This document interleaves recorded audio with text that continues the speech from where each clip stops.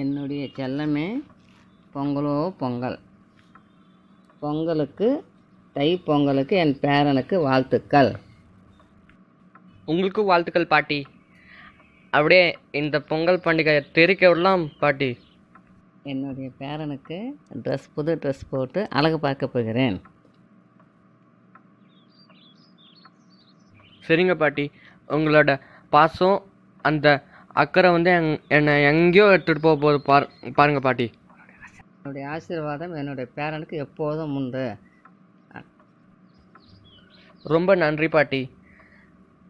ஆனால் இந்த பொங்கல் எத்தனை நாள் பாட்டி? கொஞ்சம் விலைவரையாக சொல்கிறீங்களா? காலையில் எழுந்து சீக்கிரம் எல்லாரும் குளித்து விட்டு பொங்கல் செய்து சூரியனுக்கு தை திருநாளை கொண்டாடுவோம். அப்போ பாட்டி செம்ம கட்டலாம். செம்மையாக ருசியான சாப்பாடெல்லாம் கிடைக்கும் எனக்கு. காலையில் எழுந்து சக்கரை பொங்கல் செய்து சூரிய நாராயணனுக்கு படைத்து விட்டு வீட்டில் அனைவருக்கும் பொங்கல் தருவேன். தாத்தா பாட்டி பேரன் பேத்தி மருமகள் மகனுக்கு அனைவருக்கும் தருவேன். ஆமாம் பாட்டி, இப்போ சூரியநாராயண நீங்கள் படிக்கிறீங்க, அவங்க சாப்பிட்டாங்கன்னு எப்படி உங்களுக்கு தெரியும்? அப்போ அதே நாம் எப்படி சாப்பிட முடியும்? எச்சம் இருக்காது. பொங்கல் செய்து ஊதுபத்தி கற்பூரம் வைத்து நைவேத்தியம் செஞ்சால் சூரியநாராயணனுக்கு அடுப்ப சேரும். அதனோட ஆசீர்வாதம் நமக்கு கிடைக்கும். அது அந்த நன்றி கடனை நம்ம எடுத்துக்கிட்டு நம்ம சாப்பிட்றோம். நெய்வேத்தியம்னா என்ன பாட்டி? நீ கேட்பது நல்ல கேள்விப்பா. பொங்கல் செய்து படைப்பதைத்தான் நைவேத்தியம் என்பது. இது நம்முடைய நாட்டு கலாச்சாரம். தெரிந்து கொள் பேராண்டி. சரி பாட்டி, பொங்கலில் என்ன பண்ணுவோம் சொல்லுங்க பாட்டி, ரொம்ப ஆர்வமாக இருக்குது. காலையில் 4 மணிக்கு எழுந்து எண்ணெய் தேய்த்து குளித்து விட்டு வேட்டி சட்டையை போட்டு கொண்டு வந்தீங்கன்னா நான் இங்கே சக்கரை பொங்கல் செய்து சுவாமிக்கு நைவேத்தியம் பண்ணியிருப்பேன். உங்கள் அனைவருக்கும் என்னுடைய கையால் சக்கரை பொங்கல் அனைவருக்கும் கொடுப்பேன்.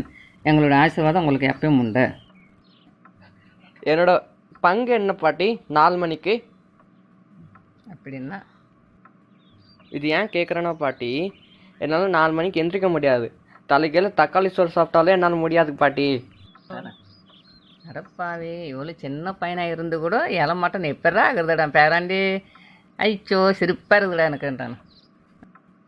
அடங்க போங்க பாட்டி, பெரியவங்க தான் எந்திரிக்கணும் 4 மணிக்கு. ஆனால் அவங்களுக்கு வேலை இருக்குது. நான் சின்ன பையன், நல்லா தூங்கி நல்லா சாப்பிட்டு நல்லா உடம்புக்கு நல்லா தெம்பு ஏற்றிக்கணும் தானே பாட்டி.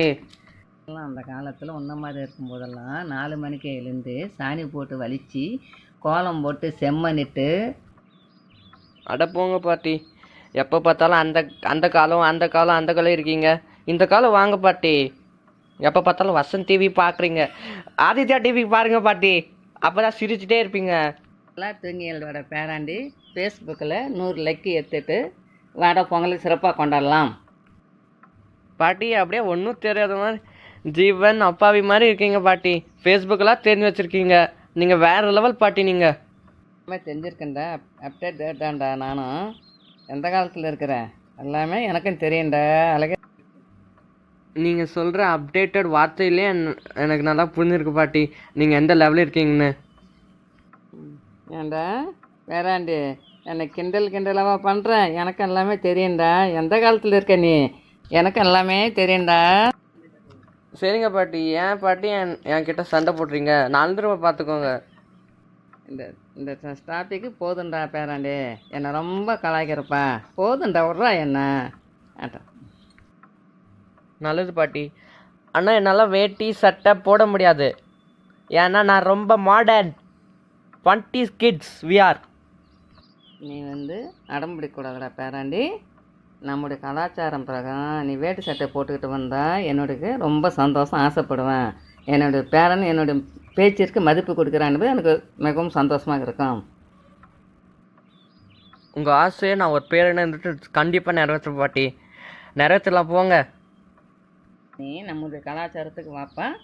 நீ மாடல் ட்ரெஸ் எப்போ வேணாலும் போடலாம். நீ வேட்டி ஷர்ட்டு போட்டுக்கொண்டு வா. மிகவும் சந்தோஷமாக இருக்கும், மகிழ்ச்சியாக இருக்கும். உனக்கு அதனுடைய லெவலே வேறு. சரிங்க பாட்டி. இப்போ பொங்கல் எவ்வளோ நாள் பாட்டி? எனக்கு ரொம்ப நாளாக இந்த டவுட் இருந்தது. ஏன்னா என்னோடய ஸ்கூலில் வேறு 3 நாள் 4 நாள் ஸ்கூல் லீவ் விட்றாங்களா. அதனால் எனக்கு ரொம்ப ஒரு கேள்விக்குறியாகவே இருக்குது. கொஞ்சம் தெளிச்சு விட்றீங்களா பாட்டி?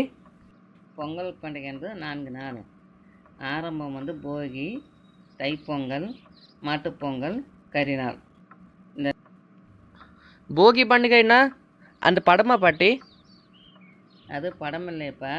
போகி பண்டிகை என்பது பழைய பொருளை ஏதாவது ஒன்று எரித்து விட வேண்டும். அதுதான் போகி பண்டிகை என்பது பெரியவர்கள் சொல்வார்கள்.